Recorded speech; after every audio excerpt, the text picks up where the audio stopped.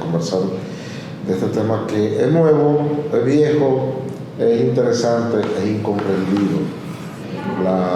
Tanto la inteligencia artificial como el tema de la robótica. Y hay un término que lo descubrí ahora con esta invitación, es lo de robótica social.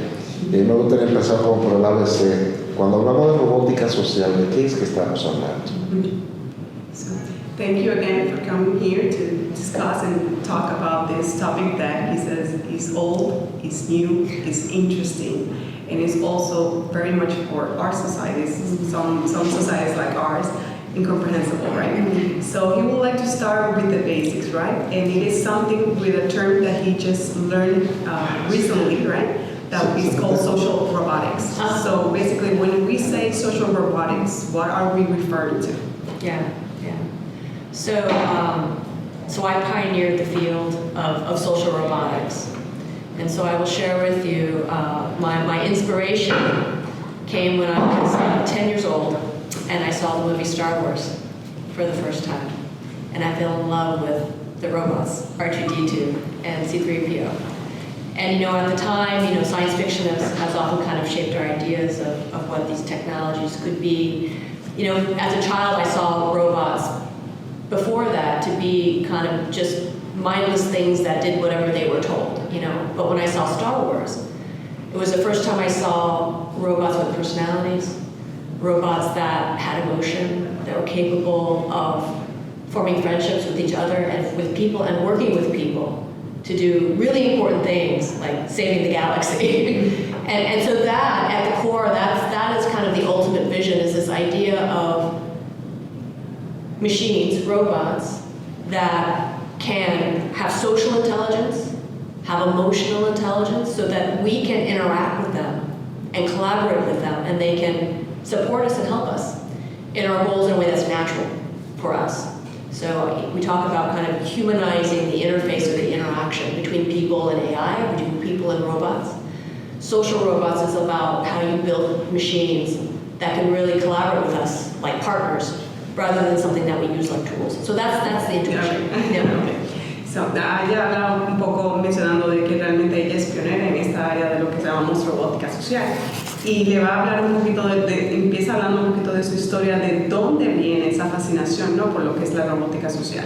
Eso empieza a los 10 años, cuando ella ve la película de Star Wars, y se enamora básicamente de los robots, los dos principales robots que aparecen en la película, ¿no? Y a ella le fascinó mucho porque si uno se empieza a pensar en la robótica, uno pensaba en los robots como cosas que uno le decía qué hacer. Pero en esta película de Star Wars, los robots básicamente tenían emociones, tenían personalidades e interactuaban de una manera diferente con los humanos. Y precisamente eso es lo que busca la robótica social, de que los robots tengan una cierta personalidad de poder interactuar y colaborar con los humanos. Pero con yo estuve en casa de campo con, ¿cómo se llama la robot? Sofía. Lógicamente, los robots se alimentan de la inteligencia humana. O sea, el robot es la inteligencia humana conjugada en máquinas que es capaz de conjugar información, procesar informaciones. Cuando nosotros vimos la película Star Wars, eran robots casi humanos. Y cuando uno veía a Sofía, uno dice, pero ¿podrían los robots suplantar esa capacidad analítica de los seres humanos y adecuarse a necesidades puntuales, laborales, creativas? ¿Pudiéramos nosotros estar entrando en esa época? So he was mentioning that at the event that Funglori had a couple of months ago, but about artificial intelligence, he was able to see Sophia, right? The humanoid robot. Exactly. So he's asking, basically, since when he saw Star Wars, most of the robots, they seemed very human, but they don't look human, right? So now you have humanoids, a very, very well look human. And he's saying that if we have come to the point where humanoids or robots will basically become some part of our society where they will take our jobs, where they basically generate ideas for humans, well, they will do the work that humans do. Yeah, so I would say, within the field of robots in general, so there are social robots, which have many different form factors, can engage people in many different kinds of activities. Then there's androids. And Sophia is an example of an android. So androids are specifically to try to look human, act human, So the field of social robotics, I would say, is quite large in terms of the design space. So in my work, I don't build androids. I honestly don't see the point of building androids in my work, because what I'm interested in is how intelligent robots and people can complement one another. So we have different skills, different abilities. How can we work together and complement our strengths such that together we can solve problems more creatively or express ourselves more creatively? So for me, it's always about the AI is helping to enhance our problem solving and our creative expression, not replacing it or not even doing it for us, but supporting our pursuits of these things. So that's a perspective that I take as a design stance. People can design these technologies not to have those values and those goals, but those are the goals and values that me and my colleagues at MIT are trying to communicate and show examples and educate people about that vision, because we hear too much of the replacement and too much of they're going to do these things instead of us. And so we need to educate people to say there is a way to build, it's our choice. There's a way to build these things that put people first. And these are about just the next wave of technologies that are there to help us solve the most challenging problems we face, to express ourselves more creatively, to do all the human pursuits that we value. So it's a choice that we make as builders and makers of technology. And I think we need to start giving more voice to those values. And so that's how we design them. Bueno, básicamente dentro de lo que es la rama de la robótica social es una rama bastante amplia, y dentro de esa rama tienes lo que son los androids, que es lo que es Sofía. Sofía es un android que básicamente se diseña para que actúe como un humano, para que socialice como un humano, para que incluso tenga expresiones faciales como humano, ¿no? Y en el área en que ella se ha enfocado no realmente es de android, sino que es lo que es robótica social, que es básicamente buscar una colaboración y una cercanía con el humano para que se pueda apoyar en estas tecnologías y utilizarlo para el provecho de buscar soluciones a problemas, de buscar soluciones a otras muchas áreas de lo que es la vida humana, pero que nunca vaya a básicamente suplantar lo que es el rol de la inteligencia humana. Cuando hablamos de robótica, uno piensa en el humanoide, en el android. Eso es lo primero que le viene a la mente, pero vamos a ver que no, que la robótica es la utilización de máquinas, y ahora yo le voy a agregar máquinas e inteligencia artificial. Entonces me gustaría que me hablara un poquito similitudes y diferencias cuando hablamos de robótica social y cuando hablamos de inteligencia artificial. So when we talk about robotics, we usually think about these androids that you were mentioning, right? These robots that look like human and act like human. But he wants you to precise what are the difference between what is artificial intelligence and what we call social robotics. Yeah.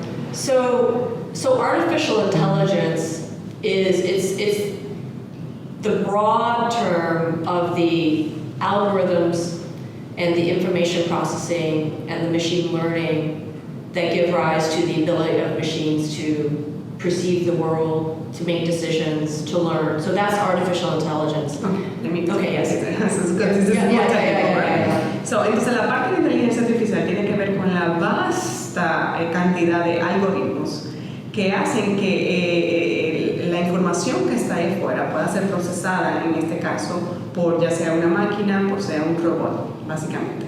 Okay, so that's artificial intelligence. Social robotics is a subdomain where we're looking at particular kinds of intelligence, like social intelligence, emotional intelligence, the ability to collaborate with people, and we typically embody them in anthropomorphic, we won't say human, but like anthropomorphic form factors, because it makes it easier for people to interact with them and collaborate with them. So that's social robotics.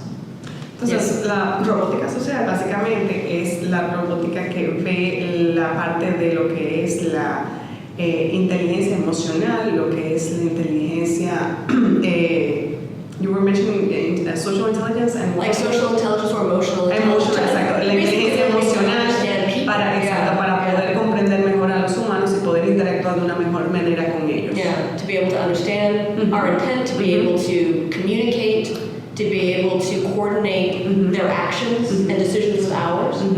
So it's all about collaboration. Yeah. Básicamente se basa todo en la colaboración para poder entender mejor, para poder colaborar de una mejor manera, que sea más integral.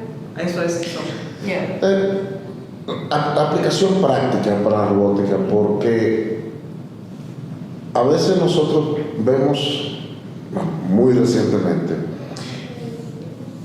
experiencias que pudieran más que asistir al humano, pudiéramos estar viendo experiencias que son para acompañar emocionalmente al humano, más que para ayudarme a realizar tareas. Es como para socializar con máquina. Entonces, me gustaría ver cuál la aplicación práctica de la robótica social, y si cuando hablamos de robótica social hablamos de acompañamiento en la realización de tareas cotidianas o en acompañamiento en la dimensión social, humana de la persona. So, very recently what we're seeing, he mentions, is that when we talk about social robotics, we see basically like like being together with human, not necessarily to make tasks or do tasks, but more to be like in an emotional support demand way, right? So he would like to hear from you like some concrete examples of how social robotics is being used today. Yeah, no, sure. So in social robotics, there's definitely a dimension again of moving beyond just transactional interactions, like Alexa, like digital assistants. You're like, what's the weather? You're just commanding them with your voice. In social robotics, we're looking again more, this especially in my work, long-term interactions that happen. So there's goals that take time to unfold, be health goals, learning goals. So these are things that are important to us, but they take time and effort, and often with the support of a helpful other to achieve. So like one very concrete example is a personalized learning companion for education, where when people learn, of all ages, but I would argue especially when children learn, there's a social and an emotional and relational component to improving the child's learning. So that we know the better relationship a child has with their teacher, they often learn better. So there's understanding the child's frustration, their curiosity, tailoring the examples, providing the right assistance that really support that child on their learning journey, so that they're learning new concepts, mastering new skills. So that is like a very concrete example of a social robot. Entonces, bueno, voy a empezar la última parte. El ejemplo muy concreto que ella está dando es que sí, ciertamente cuando hablamos de robótica social lo que pensamos es también en una aplicación como Alexa, que te ayuda en el sentido porque tú le estás dando un comando, pero en la parte que ella se está enfocando en la robótica social es en que no es que sea por comando que tú le estés dando una orden a una máquina como Alexa o una máquina como el celular Siri que tú le estás diciendo qué hacer, sino que se crea una relación de colaboración entre un humano y la máquina o el robot, ¿no? Para que vaya de acompañamiento, de apoyo, y puede ir desde la parte, como ya decía, académica, sobre todo enfocada para niños, en la parte de educación que es puede ir de kinder a secundaria, pero también en otras partes de educación en general, y también puede ir lo que es la salud mental y la salud en general, básicamente. And so just a quick example. So when we design these robots, we're not saying the robot should be the teacher. The teacher is the one who's actually instructing and doing their profession. The robot is seen as a practice partner. So as the teacher is walking around and helping other students, the robot is providing lots of opportunities for kids of young children, playful learning, adapting the curriculum so that children basically just more practice. And so teachers see the robot as a teammate, and almost like a teaching assistant that helps the teacher make sure that the children in the classroom are learning better. So again, the relationship and the role that the robot enhances and is seen as a value to the teacher as well as students is really important.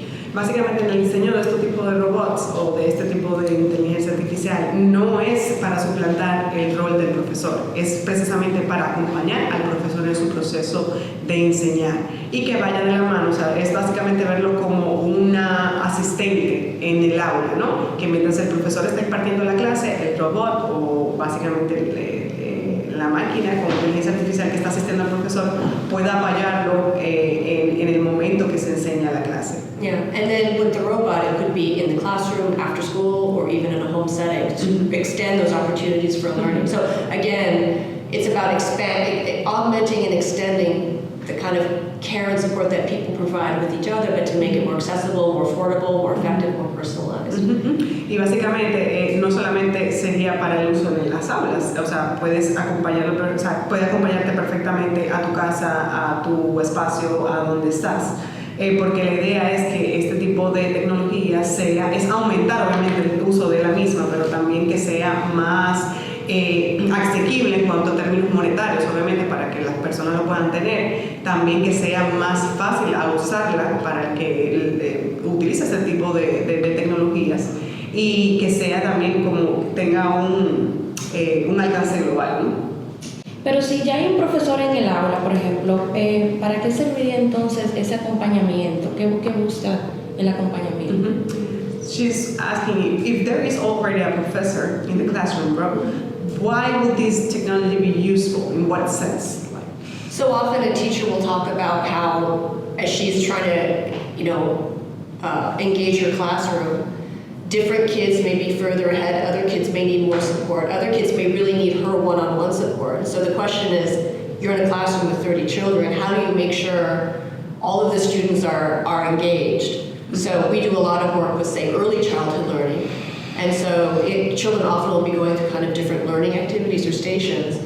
The robot is essentially kind of one of these activities that children can do. And so basically it's just a way for the teacher to feel that the children are getting valuable, again, learning experiences, and allows her or him to really focus where they feel their attention is really needed. The robot can also, through the games that the robot plays with children, be able to get an understanding of this particular child is understanding these words, but maybe not those words, and shares that information with the teacher, so the teacher also has a better understanding of kind of where each child is in the classroom. So it gives, we call that kind of situational awareness, but there's value to the teacher in terms of how the robot is also helping to provide them with information on how they can best tailor and structure their classroom instruction for students.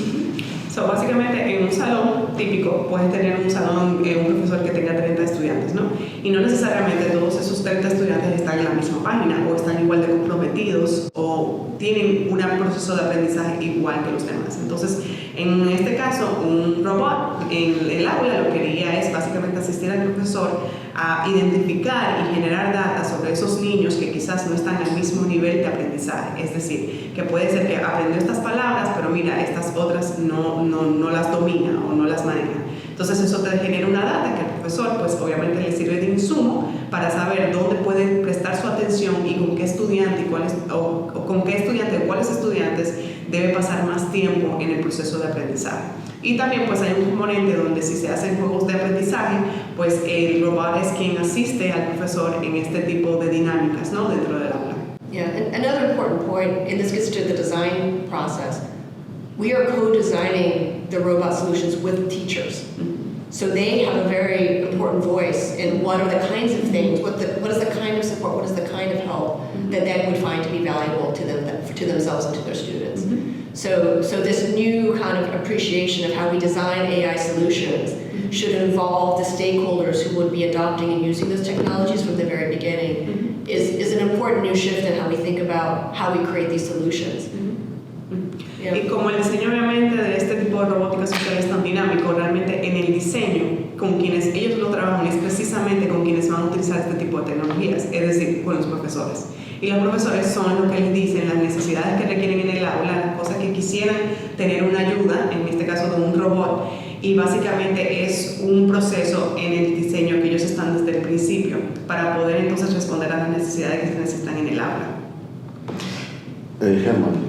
Sí, yo tengo dos inquietudes. Una es, con frecuencia vemos en los medios, dicen, estas son las profesiones que van a ser eliminadas en tantos años por la inteligencia artificial, periodista, abogado, etcétera, etcétera, etcétera. Esa es una. Y la otra es el uso que podría tener esta inteligencia artificial en manos de poderes como el de los Estados Unidos para crear un superhombre, una simbiosis entre máquina y hombre, un militar invencible, que ya hemos visto prototipos de eso, que si no le preocupa a él como humanista, como intelectual, ese tipo de peligro latente para la humanidad. So he's basically concerned with two things, right? The first one is how we see it's very common to see now in the newspapers and in the news of how the use of artificial intelligence and robots might basically displace in the future some areas, right? Especially the social areas, like lawyers, political scientists, all the, the the social sciences. Yeah. And he's asking basically, how do you feel about this? If jobs really are going to be replaced, and if this is a concern, for the future. And the other concern that he has is the use of artificial intelligence, especially for superpowers like the U.S., or the use in the military of the U.S. to create sort of like a superhuman man, or let's call it soldier, to use, and thinking of you being a humanist and being an intellectual and, an educator yourself. Yeah. What do you feel about this, of the use of AI in this terms, right? Yeah. So for the first question about the job displacement, so this is a new story and an old story, right? So I think that a number of prominent economists have studied the impact of computing and now AI on jobs in general. So I think it's important to distinguish there's jobs as a profession, which is many tasks, many skills, and then there's specific kinds of tasks, right, that if AI is introduced might change how people do those tasks. So the argument is these tools, AI, will change the nature of the work potential, or how the work is done, but it doesn't replace the entire job. So it's more about disruption and how you use technology, and that's a constant story, right? As new technologies come in, it can change the nature of work, of how you do it. So that's more broadly, I think, what we're seeing is whole professions are not being replaced, but tasks that people do, they're using technologies more to do those aspects of work. So like when you think about doctors, right? We've seen a lot of use of AI in analyzing radiology, x-rays for possible cancers and so forth. So there's many things a doctor does, right? They engage patients, they have to be able to have a lot of different sense of personalization, of different interventions for their patients. And then there's like understanding kind of like how you read this particular kind of data. The AI can help enhance how they perform that decision, but it's not changing the whole job of what it is to be the doctor, right? So that's what we're seeing. I think there are going to be certain professions, and this is always the provocative, like right now in the United States, we have the writer's strike and the actor's strike in Hollywood. So that's a very creative profession, and they thought AI would be one of the last places, creative expression, right? So I think there the concern is, again, we want to make sure that people have meaningful work, that they can take advantage of these tools to be able to, again, elevate and uplift their ability to do meaningful work in their jobs. And we need to make sure that people are educated in how to leverage these technologies so they're effective in how they use them. I think what we're seeing is a lot of concern that certain people are able to use these tools and technologies. And there's a lot of limitations of these tools and technologies that people also need to be aware of, right? I think there's almost overhype of what these tools are actually capable of doing. That's causing a lot of the concern, but it all, for me, it comes to education, right? The responsible use and education of these tools and technologies where, when we talk about generative AI, generative AI is not capable, I think, of producing really original works that really speak to the human condition. That's what people do, right? That's what artists do. But these are tools that could be potentially helpful to brainstorm with. And, a lot of professionals are starting to use it as almost a brainstorming kind of imagination tool. Sometimes it's useful to kind of get, some first drafts just to kind of stimulate your thinking, but often the end product that the machine produces is not as high quality as what a professional produces. So it's to be supervised. So it's more about AI, like these are tools that change the nature of the tasks of a profession, but they don't replace the entire profession. Often that's really what happens. For the very few examples where the profession is so narrow, perhaps, where you could do that, I feel that's more in the minority situation. But I think people need to be educated in how to leverage these technologies so they understand how they can enhance their profession, enhance the work that they do. So for me, it's always about education. And again, these tools have limits. They do have limits. So you have to use them with caution, which is the responsible use piece of it. Anyway, so that's the first question. So, yeah. So let me translate. Básicamente, voy a empezar de la última parte hacia atrás, ¿verdad? Ese tipo de preguntas que usted hace es una pregunta que siempre surge cuando surgen tecnologías nuevas, ¿no? Es una pregunta vieja y una pregunta nueva. Pero básicamente lo que la gente tiene que tratar de ver es que este tipo de tecnologías o el uso de la inteligencia artificial, aunque es transformadora y es disruptiva a la vez, realmente no está cambiando las profesiones. No es que van a dejar de existir abogados, no es que van a dejar de existir otras áreas sociales, sino que las habilidades y las tareas que se llevan a cabo dentro de esas profesiones se ven básicamente cambiadas por la inteligencia artificial en la forma de hacerlas más efectivas, en la forma de ayudar a obviamente al profesional, al abogado o a otra área, del área creativa, a básicamente hacer su trabajo de una manera con un mayor impacto y de una mejor manera. Es como de acompañamiento, ¿no? Y ella hablaba mucho sobre el hecho de que cómo se debe educar a las personas para el uso de este tipo de tecnologías, porque precisamente sí, hay que utilizarlas con cuidado, porque aunque son hechas por humanos, igual tienen sus limitantes como tecnología. Y precisamente lo que ella busca desde el centro que dirige y del trabajo que ella hace es que las personas se eduquen en el uso de la inteligencia artificial de una manera responsable. You mentioned a couple of examples. So like, in medicine, one use of AI has been to analyze X-rays to help. Yeah. Okay. O sea, entonces, un caso específico que yo utilizo, que me pareció interesante, por eso le mencioné que me lo refrescara, es sobre el uso de la medicina. Para los doctores no es que los doctores van a dejar de operar porque va a pasar a operar un robot, ¿no? Sino que simplemente ese robot está generando ya una data que le hace al doctor mucho más fácil tomar una decisión sobre un paciente en el momento, sin tener que costarle el tiempo del doctor, sino que ya esa data y esa información te la está generando un robot, ¿no? O la inteligencia artificial per se. And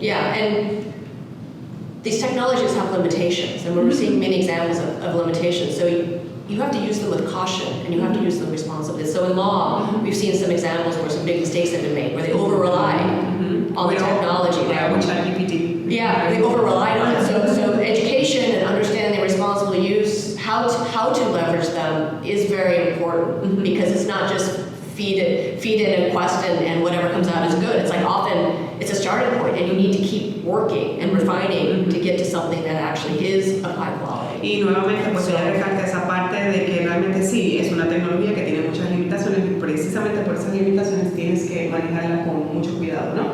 Y hacía básicamente el enfoque de que ya incluso se están viendo graves errores que se han hecho, sobre todo a nivel de lo que es el derecho en Estados Unidos, por personas que utilizan este tipo de vamos a everyone, and we need to help the world understand these technologies and to be able to create solutions with them. So AI literacy and AI education is a big reason why I'm here in the Dominican Republic. I feel we need to make sure people understand this is a powerful tool and technology, and many people should learn how to harness it to solve the problems that are relevant to their people in the community. So I feel that's really important to happen, and right now we do have a significant imbalance in that.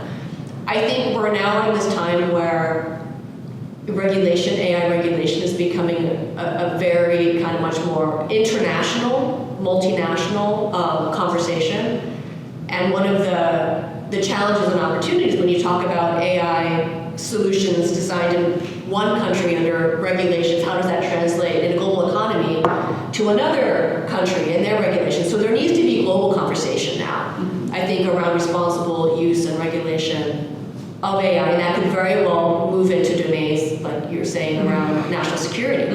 Like, what are the guardrails? What are the agreements that we as multinationals need to come to agreement on? I think that these are the kinds of conversations that are important to have and are just starting to be able to have. Yeah. Entonces, básicamente, con respecto a su segunda pregunta, ella realmente sí, hay un desbalance muy marcado en lo que es el ecosistema de lo que es la inteligencia artificial. Obviamente tú tienes a un polo norte y un polo sur. El polo norte obviamente dominado por las grandes potencias, por China, por Estados Unidos, por Rusia, que obviamente hacen el uso de la inteligencia artificial y muchas veces lo usan en lo que son las áreas de seguridad, ¿no? Las áreas militares. Y ella lo que precisamente y viene al país es para abogar por ese aprendizaje de lo que es la inteligencia artificial, del uso responsable de la misma, de crear ciudadanos alfabetizados en el uso de la inteligencia artificial, porque ese tipo de conversaciones, precisamente por un mal uso de una tecnología o de la inteligencia artificial a nivel de los gobiernos, es la razón de la que hoy en día se están teniendo unos debates que son necesarios, sobre todo por el tema